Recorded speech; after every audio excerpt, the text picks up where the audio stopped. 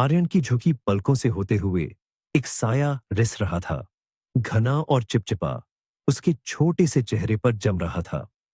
6 साल का लड़का सूरज की किरणें से सिर्फ उदास नहीं, बल्कि जैसे अंदर से खाली होकर लौटा था। उसकी आमतौर पर शरारती आंखें बुझ गई थीं। क्या परेशान कर रहा है मेरे बच्चे? प्रिया ने फुसफुसाया, घुटनों के बल बैठते हुए। उसकी नजरें बेटे की पुतलियों में रोशनी की चिंगारी तलाश रही थीं। कहीं ज़ारा ने फिर चोट तो नहीं पहुंचाई? मां, मुझे उसके चुंबन नहीं चाहिए। वह मेरा पीछा कर रही है, जैसे कोई चिपचिपी बेल। आर्यन ने हाँफते हुए कहा। उसकी आवाज मुश्किल से सुनाई दे रही थी। प्रिया के होंठों पर एक कोमल मुस्कान फैल गई। उसने प्यार से उसके सुनहरे बालों पर हाथ फेरा, उन्हें बिखेर दिया। मेरा छोटा हीरो, 6 साल में ही लड़कियां तुम पर फिदा हो रही है। प्रिया की उंगलियां कम्युनिकेटर के स्क्रीन पर फिसल गईं। सारा की मां अन्या का नंबर डायल कर रही थी। उनके घर पास पास थे, साझा दीवारों में मानो साझा कहानियां सांस ले रही थीं। अन्या, मेरा छोटा हीरो बच्चों के अड्डे से भारी आह भरकर लौटा है। कहता है लड़कियां उसे परेशान कर रही हैं। हाँ, मैं खुद अपनी हंसी मुश्किल से रोक पाई। लेकिन मेरी प्यारी, प्लीज बुरा मत मानना, पर ज़ारा से कहना कि उससे चूमने की कोशिश न करे। समझती हूं, यह सिर्फ बच्चों की शरारत है, पर वह परेशान है। उसे शायद मना करने में झिझक हो रही है। ज़ारा? सहेली की आवाज में सच्ची हैरानी थी। यह उसकी तरह नहीं है। खैर, ठीक है, मैं उससे बात करूंगी। महिलाओं ने मातृत्व की अराजकता के बारे में कुछ और बातें की, और प्रिया ने बात खत्म करके धीरे से सांस छोड़ी। कितना अच्छा था कि पुरानी दोस्त ने उसकी बातों को दिल पर नहीं लिया। 2 दिन बाद आर्यन को बच्चों की दुनिया से लेकर प्रिया ने उसे मेज पर बिठाया, जहां उनके छोटे कबीले का मुखिया रोहित पहले से ही इंतजार कर रहा था। एक व्यंग्यात्मक मुस्कान के साथ उसने पूछा, तो बताओ, पीछा करने वाली लड़कियां पीछे हट गईं? हाँ मां, और झारा भी। हम एक नया खेल सीख रहे हैं। कौन सा? सारा फर्श पर लेट जाती है और मैं ऊपर, और पापा की तरह पुशअप्स करता हूं, बस कूल्हों से। इसे छाया खेल कहते हैं। प्रिया के हाथ में करछुल कांप गया, लगभग फिसल ही गया। उसके चेहरे से मुस्कान गायब हो गई, डर का भाव जम गया। उसने अपनी नजरें हैरान रोहित पर डाली और गले में अटके निवाले को मुश्किल से निगला। तुम्हें यह खेल किसने सिखाया? चारा ने। बाकी रात का खाना दम घोंटने वाली चुप्पी में बीता। जब आर्यन खिलौनों की दुनिया में खोने के लिए अपने कमरे में भागा, तो प्रिया ने मुश्किल से होंठ हिलाते हुए फुसफुसाया, वाह, क्या खेल रहे हैं। सुनो, इसे ऐसे नहीं छोड़ा जा सकता। हमें उसे समझाना होगा कि यह खेल गलत है। और वे तो इतने आदर्श परिवार लग रहे थे। तुम ज़ारा के माता पिता के बारे में कह रही हो? वाकई भयानक है। रवि एक शरीफ इंसान है, और उसकी पत्नी भी। पर तुम्हें यकीन है कि इसकी शुरुआत आर्यन ने नहीं की थी? प्रिया ने पति को घूर कर देखा। रोहित? नहीं, हमने उसे तुरंत देखा था जब वह रात में हमारे कमरे में आया था। उससे कुछ समझ में नहीं आया था। अब हम क्या करें? वह तो पूछने लगेगा, क्यों नहीं, ये खेल क्यों बुरा है। ठीक है, मैं उसके पास जाती हूं, और सोने से पहले हम सब बात करेंगे। महिला बच्चों के कमरे में गई, अलमारी में पजामा टटोला और बेटे को पकड़ाया। आर्यन, सोने का समय हो रहा है, चलो कपड़े बदलते हैं। लड़के ने पैंट उतारी, और प्रिया ने उसकी पतली टांगों पर तो बड़े गहरे लाल निशान देखे। ये कहां से आए? मैंने झारा को धक्का दिया और उसने मुझे। क्यूब्स पर गिर गया। मां, मुझे उसे चूमना नहीं है। और टीचर कहां थी? वह नहीं थी, वह चली गई थी। प्रिया ने घड़ी देखी, लगभग 9 बज रहे थे। कल वह टीचर से जरूर बात करेगी। ऐसी चीजों को यूं ही नहीं छोड़ा जा सकता। मिसेस शुक्ला ने प्रिया की कहानी सुनकर हैरान होकर अपनी भौहें उठाईं। ऐसा कुछ नहीं हुआ। तारा बहुत अच्छी लड़की है, और आर्यन भी। ऐसा खेल खेलना, वे तो बहुत छोटे हैं, ऐसी चीजों के बारे में जानते भी नहीं। सुनीता से पूछिए, शायद यह उसकी शिफ्ट में हुआ हो। प्रिया ने सिर हिलाया, बेटे के सिर पर चूमा और जल्दी से चली गई। शाम को आर्यन को लेते हुए वह शाम वाली टीचर के पास गई। सुनीता, मेरा बेटा अजीब खेलों के बारे में बता रहा है। कहने में भी अजीब लग रहा है। लड़का लड़की के ऊपर लेट जाता है, जैसे जैसे बड़ों वाले काम करते हैं। आपने कुछ देखा? कितना भयानक। नहीं, हमारे यहाँ ऐसे खेल नहीं सिखाए जाते। मैं हमेशा उनके पास रहती हूँ, और अगर मैंने ऐसा कुछ देखा होता, क्या आर्यन ने ये मनगढ़ंत कहानी बनाई हो सकती है? शायद उसने इसे टीवी पर देखा हो। फिल्मों में कभी कभी मसालेदार सीन होते हैं। महिला इतनी यकीन से बोल रही थी कि प्रिया के मन में शक पैदा हो गया। शायद उसने वाकई कहानी बनाई हो। ठीक है, धन्यवाद। अगर आपको कुछ ऐसा दिखे तो मुझे बताना। ठीक है, मैं उससे बात करूंगी। जरूर, सुनीता ने जोश से कहा। एक बार फिर सिर हिलाया और बच्चों की ओर बढ़ गई। प्रिया को समझ नहीं आ रहा था कि क्या सोचे। उसने बेटे पर नजर रखने का फैसला किया, हर दिन यह सवाल पूछते हुए, तुम लोग स्कूल में क्या कर रहे थे? वह जवाब का इंतजार करते हुए ठहर जाती। उसे सामान्य मासूम जवाब मिलते। ड्राइंग की, कूदे, राहुल घर से शानदार गाड़ी लाया। राहत की सांस लेकर खुद को यकीन दिलाती कि यह भयानक कहानी खत्म हो गई है, जब तक कि पेरेंट चैट में तूफान न आ गया। बच्चे घर निशान लेकर लौट रहे थे, गहरे लाल, नीले, जैसे अनदेखी लड़ाइयों के निशान। और सबसे भयानक बात, वे सब आर्यन को दोषी ठहरा रहे थे। यह तुम्हारा बेटा है जिसने मेरे विक्रम को मारा। अपने बच्चे को समझाओ कि दूसरों को चोट नहीं पहुंचाते, वरना मैं उसे खुद ऐसे समझाऊंगी कि उसे याद रहेगा। प्रिया ने बेताब होकर जवाब टाइप किए। आर्यन ऐसा नहीं कर सकता। वह एक अच्छा लड़का है। वह तो कहानी में मक्कड़ी पर भी तरस खाता है, और टीचर्स भी उसके बारे में सिर्फ अच्छी बातें कहती हैं। और उसे जवाब मिला, मुझे नहीं पता कि उसे क्या हुआ है, पर वह आक्रामक हो गया है। अंजलि के हाथ पर चोट का निशान छोड़ गया है। रोहन पर गाड़ी फेंकी है। शायद तुम्हारे परिवार में ऐसा होता है। वह कहीं से तो सीखता ही होगा। और आगे सलाहें कि अगर घर में माहौल खराब हो तो महिला को कैसा व्यवहार करना चाहिए। माएं मनोवैज्ञानिकों और मनोवैज्ञानिक सहायता केंद्रों के फोन नंबर फेंक रही थीं। एक ने तो विकास में देरी वाले बच्चों के लिए मनोचिकित्सक की सलाह भी दी। धीरे धीरे गला घोंटने वाली सद्भावनापूर्ण सत्ताहट शुरू हो गई। प्रिया स्कूल में घुस रही थी, दोषी आंखों को छिपाते हुए। बेटे से बात करने से कुछ नहीं निकला था। आर्यन, मेरे सूरज, मुझे बताया गया है कि तुम स्कूल में बच्चों को सता रहे हो। क्या यह सच है? बेटा चुप रहा, मुंह फेर लिया, फर्श पर गाड़ी चलाने लगा। बच्चे, मां को बताओ तो। शायद वे तुम्हें सताते हैं और तुम उन्हें जवाब देते हो। लड़का बहुत देर तक कुछ नहीं बोला। प्रिया ने सब कोशिश की, सख्ती भी, प्यार भी, और समझाना भी। बच्चे की बात सुनकर उसे झटका लगा।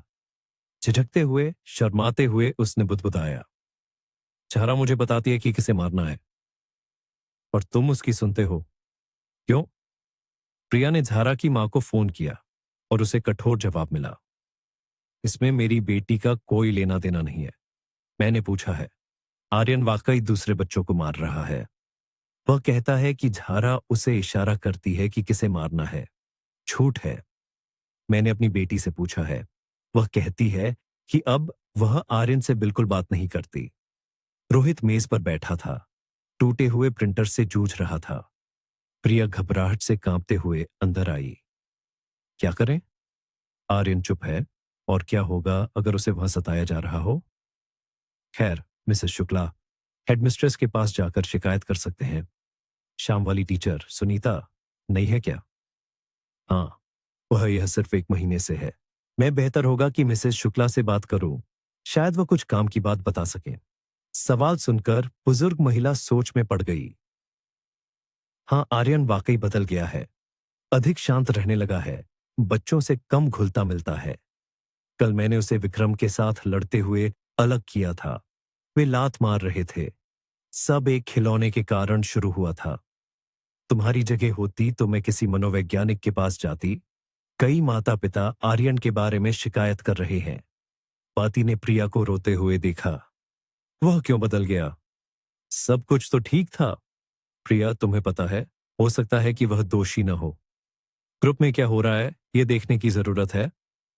हमें वहां जाने नहीं देंगे, पर हम उसे एक डिक्टाफोन दे सकते हैं। प्रिया चौंक गई।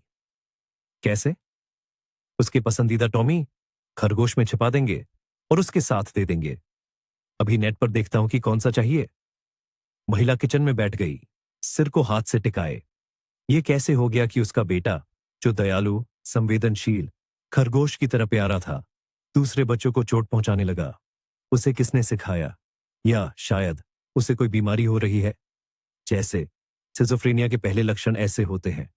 ओह भगवान, बस ये न हो। या शायद उसे ध्यान कम मिल रहा है, या शायद वह बस अपना बचाव कर रहा है और जारा के बारे में झूठ बोल रहा है। कड़वी सोचों से पति ने उसका ध्यान भटकाया। ठीक है, मैं जा रहा हूं, 1.5 घंटे में लौटूंगा, तब तक टॉमी को तैयार कर लो। बेटा सो गया और प्रिया ने सावधानी से बिस्तर से उसके प्यारे भरवां खिलौने को उतारा। उसने उसकी पीठ सीवन से खोली, पति द्वारा लाए गए डिक्टाफोन को अंदर रखा। और रिमोट किस लिए? जब ग्रुप से निकलो तो दबाना। तुम सबके सामने खिलौने के पेट में तो नहीं दबाओगी।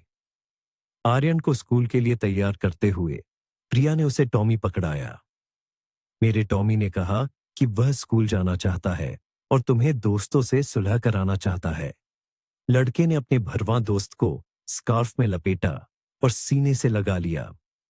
बेटे को ग्रुप में ले जाकर प्रिया ने रिमोट दबाया। पति को फोन किया। तो तुम सुन रहे हो? हाँ, अभी उनका नाश्ता चल रहा है। रोहित ने जानबूझकर काम से छुट्टी ली थी ताकि पत्नी की मदद कर सके। वह कंप्यूटर पर बैठा था, वर्चुअल टैंकों में लड़ रहा था और साथ ही ग्रुप में जो कुछ हो रहा था वह सब सुन रहा था। खेल, सैर पर जाने की तैयारी, कुछ खास नहीं। लेकिन फिर दूसरी टीचर आई। रोहित ने उसे उसकी तीखी अप्रिय आवाज से पहचान लिया। तो ये क्या गंदगी है? यह खरगोश किसका पड़ा है? ये मेरा है, आर्यन ने जवाब दिया। मैंने कहा था ना, घर से खिलौने यहां मत लाया करो। कहीं तुम्हारे खरगोश में कीड़े हों? सारी लड़कियों के सिर मुंडवा दिए जाएंगे और बदबूदार जहर सिर पर लगा दिया जाएगा। मैं इसे स्टोर रूम में ले जाकर रख देती हूं और जब माता पिता आएंगे तो दे दूंगी। आंखें हलचल हुई, सीढ़ियों पर चलने की आवाज आई और अचानक एक आदमी की आवाज। आखिरकार तुम आ ही गई। मेरी बिल्ली, नहीं, टेबल पर नहीं, टांग कमजोर है। ओह सुनीता, तुम मेरे साथ क्या कर रही हो? चूमने और आहों की आवाज से रोहित समझ गया कि स्टोर रूम में क्या हो रहा है। पत्नी को फोन किया। वहां टीचर किसी आदमी के साथ अपनी खुशी मना रही है। सीधे ग्रुप में? नहीं, स्टोर रूम में गए हैं, मजे ले रहे हैं। खरगोश से भी सुनाई दे रहा है, पर बेहतर होता कि जानवर ग्रुप में ही रहता। उस औरत ने कहा, माता पिता आएंगे तब देगी। प्रिया को एक आइडिया आया। रोहित, अभी मैं उसे फोन करती हूं, कहती हूं कि मैं जल्दी आ रही हूं और फिर देर लगाती हूं। तुम सुनते रहना। पति ने बड़बड़ाया कि वह 100 साल से ऐसी गंदी चीज सुनने का सपना देख रहा था और फोन काट दिया। रोहित संतुष्ट हलचल को सुनने लगा। टीचर की आवाज आई। रुको रवि, फोन बज रहा है। शायद उसने कॉल उठाया। हांफती हुई आवाज आई। हेलो, पहले आएंगी? आधे घंटे में? हाँ, इंतजार कर रहे हैं। नहीं, सब ठीक है, बस भारी ट्रे उठा रही थी, थक गई थी। रोहित मुस्कुराया। अच्छी ट्रे थी। टीचर 1 सेकंड के लिए चुप हो गई और फिर उसकी निराश आवाज आई। बस रवि, अब मुझे जाना होगा। अरे पर मैंने तो अभी किया ही नहीं। कल मिलते हैं। एक बेवकूफ अपनी औलाद को लेने जल्दी आ गई है और कल मैं जारा को अपने साथ ले आऊंगी, बच्चों की देखभाल करेगी।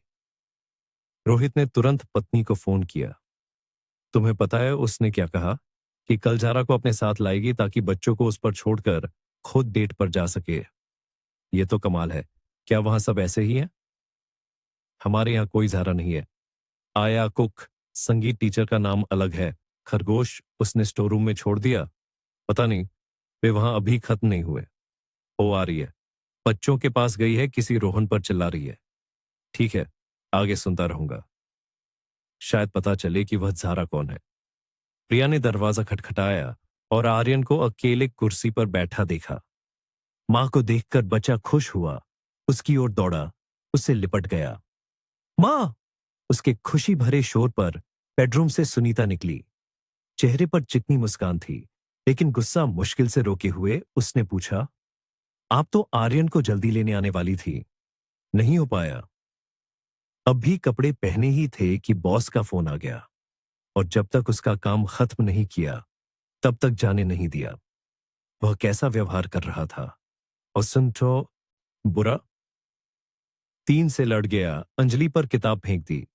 आपको बच्चे पर ध्यान देने की जरूरत है, महिला ने प्रिया पर लापरवाही का आरोप लगाते हुए कहा। प्रिया ने होंठ चबाए। हाँ, हम पहले से ही मनोवैज्ञानिक देख रहे हैं। मुझे हाल ही में आर्यन ने बताया कि हमारे ग्रुप में एक नई लड़की आई है, सारा। महिला मानो थोड़ी झिझक गई। यह ग्रुप में नहीं है, ये मेरी बेटी है। उसके स्कूल में आफ्टर स्कूल प्रोग्राम में दिक्कत है, इसलिए मैं उसे अपने साथ ले आती हूं। प्रिया ने खुद को रोका ताकि महिला के मुंह पर वह सब न बोल दे जो वह जानती थी। आर्यन को जल्दी करते हुए वह घर की ओर भागी और बेटे के लिए कार्टून चलाते हुए पति के पास बैठ गई। तुम सोच सकते हो, ये उसकी बेटी है। कोई हैरानी नहीं कि वह ऐसी चीजों के बारे में जानती है। और वह, लगता है, समझ गई कि ऐसे खेल उसकी बेटी की तरफ से आ रहे हैं। पर नहीं, मानने को तैयार नहीं।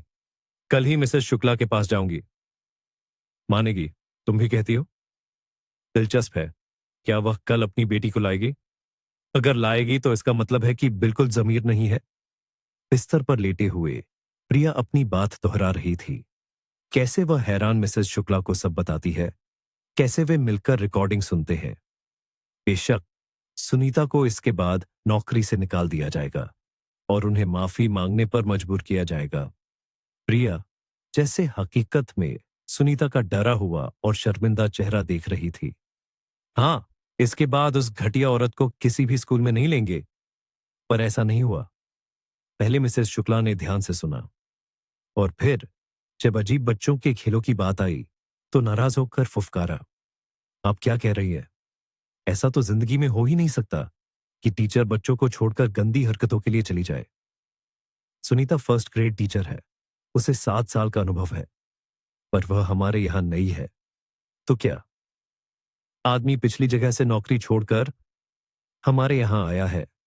आपको पता ही है, हमारी तनख्वाहों पर अच्छा विशेषज्ञ मिलना मुश्किल है।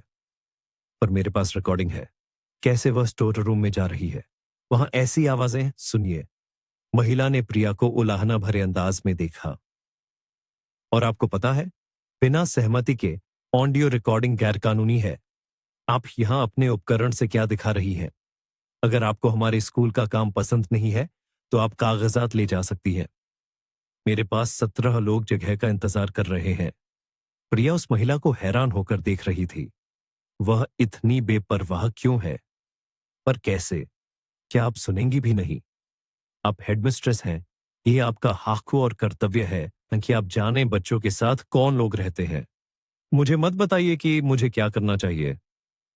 और आपकी रिकॉर्डिंग, मुझे क्या पता कि आपने इसे कहाँ किया है। जाइए, हमारी आपकी बात नहीं बनेगी। और अगर आप यहां से जाने का सोच रही हैं, मैं आपको रोकती नहीं। प्रिया भावनाओं को छिपाए बिना बिल्डिंग से बाहर भागी। उस बेपरवाह औरत की रूखेपन, हेकड़ी और बदतमीजी ने उसे हिला दिया था। ये कैसे हो सकता है? रोते हुए उसने पति को फोन किया। रोहित, ये भयानक है। बहू से बचा रही है। कहती है, अगर पसंद नहीं तो स्कूल छोड़ दो। उसके शब्दों से मुझे अभी भी कंपकंपी छूट रही है। शांत हो जाओ, कुछ सोचेंगे। पारिवारिक बैठक में तय किया गया, आर्यन को 2 हफ्तों के लिए घर ले जाना है। बेटा मानो पिघल गया था, फिर से मुस्कुराने लगा। सतर्क नजरें गायब हो गईं। उसे स्कूल न ले जाए जाने पर खुश होते देख मां का दिल टूट रहा था। रोहित, अब क्या करें? स्कूल से निकाल लें, पर काम का क्या? प्राइवेट स्कूल हमारे बजट में नहीं है और नौकरी छोड़ भी नहीं सकते। पति माथे पर बल डालकर हाथ में लाइटर घुमा रहा था। पर हम उसे वहां छोड़ नहीं सकते। कहीं सुनीता उससे बदला लेना शुरू कर दे। मुझे तो बिल्कुल समझ नहीं आता कि उस घटिया औरत की वजह से हमें क्यों भुगतना पड़ रहा है। और सिर्फ हमें ही नहीं, बल्कि बाकी सब बच्चों को भी। शायद चैट में रिकॉर्डिंग डाल दें। रोहित ने सुझाव दिया। और क्या यह कानूनी है? कहीं हमें मानहानि का आरोप न लग जाए। दूसरे हफ्ते के अंत तक खुद को सोचो। नए फैसलों और अनुमानों से परेशान करके परिवार ने तय किया, आर्यन को स्कूल भेजना है और असली सबूत हासिल करने हैं कि टीचर बच्चों की देखभाल के बजाय क्या कर रही है। रोहित, पर यह कैसे करे? टॉमी में कैमरा तो नहीं डाल सकते। पता नहीं प्रिया, चलो एक हफ्ता और सोचते हैं। भारी मन से प्रिया बेटे को स्कूल ले गई। लौटते समय उसने अन्या को फोन किया। अन्या, यहां ऐसा मामला है। मुझे समझ आ गया है कि आर्यन झारा पर सब क्यों डाल रहा है। तुम घर पर हो? क्या मैं 20 मिनट के लिए तुम्हारे यहां आ सकती हूं? बातचीत दोपहर तक चली। दोस्त कहानी सुनकर पहले ज्यादा यकीन नहीं किया, पर रिकॉर्डिंग सुनकर, प्रिया, ये तो बस भयानक है। और मिसेस शुक्ला ने तुम्हें टाल दिया। इस रिकॉर्डिंग को प्रोसिक्यूशन में भेजना चाहिए कि वह अपनी रिश्तेदार को बचा रही है। कैसी रिश्तेदार? और तुम्हें पता नहीं था? यह सुनीता मिसेस शुक्ला की भतीजी है। वाह रे जालिम, अब समझ आया कि उसने मेरे साथ ऐसा क्यों किया। पर अन्य ऑडियो रिकॉर्डिंग सबूत नहीं है। कुछ ज्यादा ठोस चाहिए। अभी ये रिकॉर्डिंग चैट में डालते हैं। समस्या सबकी है, मिलकर हल करना होगा। और स्थिति का संक्षिप्त विवरण देते हुए अन्य ने फाइल पेरेंट चैट में भेज दी। फोन हर आधे मिनट में बज रहा था। इस खबर ने पेरेंट ग्रुप में जैसे आग लगा दी थी। किसी ने यकीन नहीं किया। टीचर का बचाव करने लगे, पर ज्यादातर स्थिति से हैरान, लड़ने के लिए तैयार हो गए। माता पिता को सबसे ज्यादा मिसेस शुक्ला की बेपरवाही पर गुस्सा आया। हमें उन दोनों को बाहर निकाल देना चाहिए। कौन जानता है वे हमसे और क्या छिपा रहे हैं? एक पापा ने सवाल पूछा। और हम सबूत कैसे हासिल करेंगे? कैमरा लगाना पड़ेगा, स्टोर रूम में भी। और हम वहां कैसे पहुंचेंगे? और चुप्पी छा गई, जब तक कि एक माता पिता ने सुझाव नहीं दिया। स्टोर रूम में नहीं, कॉरिडोर में, ताकि कैमरा दरवाजे पर दिखे। वे अंदर जाएंगे और सब कुछ साफ हो जाएगा। चैट में संदेशों की बौछार हो गई। कौन जानता है कि वहां क्या है? या जहां खाना बनता है और सामान रखा जाता है, या लॉन्ड्री रूम? जरूर लॉन्ड्री रूम। खाना तो शाम को भी बनता है और सफाई कर्मचारी धोती और सुखाती है। वह 2 बजे तक काम करती है। और ग्रुप में भी कैमरा लगाना पड़ेगा, बिना किसी को बताए वहां कैसे जाए? देखो, वे सैर पर जाते हैं। ग्रुप में कोई नहीं होता। चलो, जो जा सकता है उस समय आए और लगाए। और बेहतर होगा 2 लोग जाए, ताकि एक निगरानी रखे। ठीक प्लान है। मतलब 2 कैमरे चाहिए। कितने पैसे इकट्ठा करेंगे? प्रिया खुद को ध्यान के केंद्र में महसूस कर रही थी। ये कहना मुश्किल है कि उसे ये पसंद आ रहा था। बेशक उसकी तारीफ हो रही थी। अगर आप न होती तो कोई नहीं जान पाता कि ग्रुप में क्या भयानक हो रहा है। पर बेहतर होता कि यह सब न हुआ होता। 3 दिन बाद कैमरे खरीद लिए गए। तो पिताओं ने उन्हें ग्रुप में लगाया, पर्दे की रॉड में छिपाकर। कॉरिडोर में तब लगाया जब आखिरी बच्चे को ले जा रहे थे। एक मां ने सुरक्षा उपायों के बारे में उबाऊ बातचीत शुरू करके गार्ड का ध्यान भटकाया। झारा के पिता, जो एक सुरक्षा कंपनी के हेड थे, ने दोनों कैमरों को रिकॉर्डिंग के साथ ऑनलाइन लाइव स्ट्रीम से जोड़ दिया। दिन का पहला आधा हिस्सा सब ठीक रहा। दोपहर की नींद के दौरान टीचर बदल गए, बच्चे जागे और मानो शांत हो गए। सुनीता को नाराज करने से डर रहे थे। ग्रुप में 12 साल का एक लड़का आया, सफेद रिबन वाली एक छोटी लड़की का हाथ पकड़े। मां ठीक है, मैं चलता हूं। झारा ने जैकेट गंदा कर दिया। मैं कसम से, मेरी गलती नहीं थी। जाओ, पर 8 बजे तक घर आ जाना। सुनीता ने लड़की को गले लगाया और घड़ी पर नजर डाली। जाओ, कपड़े बदलो और खाना खा लो। मैंने तुम्हारे लिए खाना छोड़ा है। लड़की बेडरूम में गई और आधे घंटे बाद वापस आई। देखो, मैंने किताब छोड़ दी है, इन्हें पढ़कर सुनाओ। और मैं एक जरूरी काम से बाहर जाती हूं। ठीक है बच्चों, सब जारा की बात सुनना। और मैं नर्स के पास जाकर आती हूं। महिला ने फोन उठाया और किसी को फोन किया। जब वह बाहर गई, बच्चे शांत हो गए। पहले कुछ मिनट झारा ने मां के कहे अनुसार किया, फिर बाहर झांका, सीढ़ियों की तरफ देखा और अंदर आकर किताब रख दी। आर्यन के पास गई और खेलना शुरू कर दिया। सब मेरे मंगेतर की बात सुनना, मैं रानी हूं और वह तुम्हारा राजा है।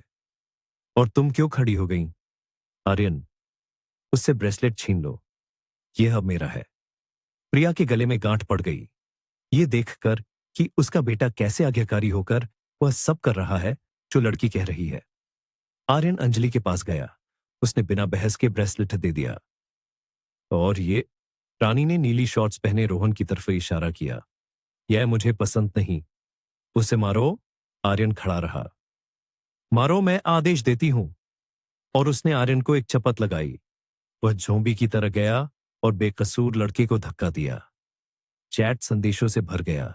माता पिता खुद को रोक नहीं पा रहे थे, गालियों का इस्तेमाल कर रहे थे। प्रिया कांपते हाथों से बटन दबा रही थी।